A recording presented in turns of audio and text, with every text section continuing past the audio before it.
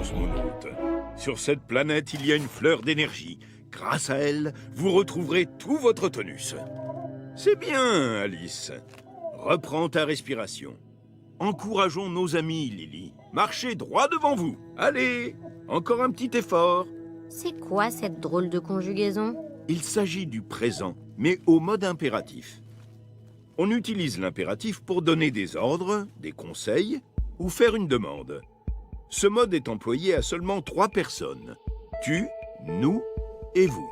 Il n'y a pas de pronom avec ces verbes. Mais on dirait les terminaisons des verbes avec tu, nous et vous au présent de l'indicatif. Et oui, bien vu, ma Lily.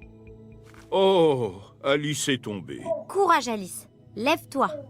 Aide-la Jules. Oh, il n'y a pas de S à la fin des verbes. Bravo, Lily. Tu as remarqué?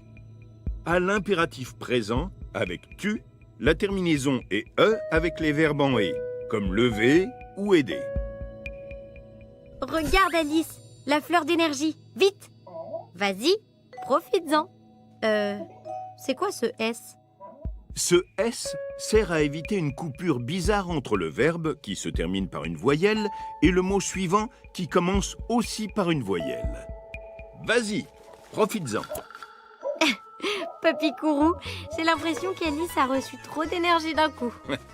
Sois fort, Jules. Sache que l'effet de la fleur ne dure que quelques heures. Oh, on dirait la conjugaison du subjonctif présent. Et oui, pour les verbes être, avoir, savoir, l'impératif présent utilise la conjugaison du subjonctif présent. Pour bien les conjuguer, il suffit de les apprendre. Et si nous faisions un petit jeu? Comment écrivez-vous? Calme-toi, Alice. Prends exemple sur Jules. Facile.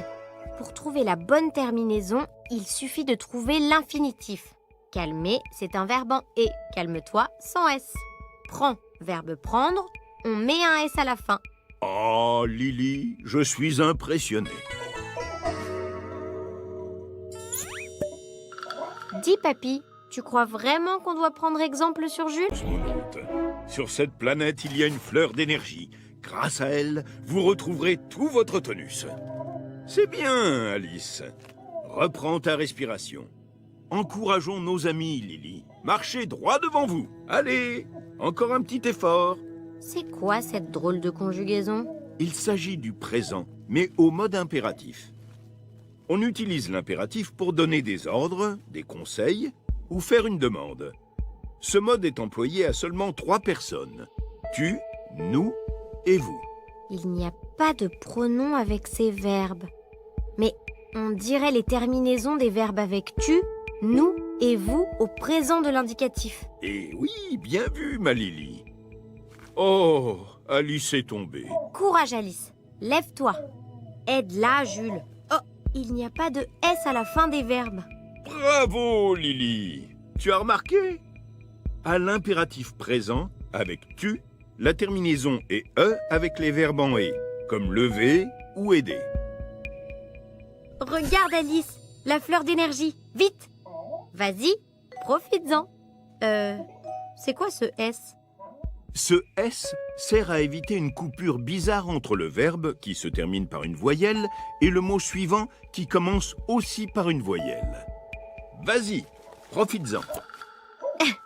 Papy Kourou, j'ai l'impression qu'Alice a reçu trop d'énergie d'un coup. Sois fort, Jules.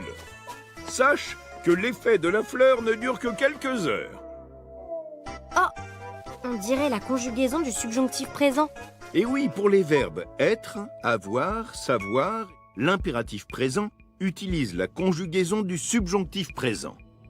Pour bien les conjuguer, il suffit de les apprendre.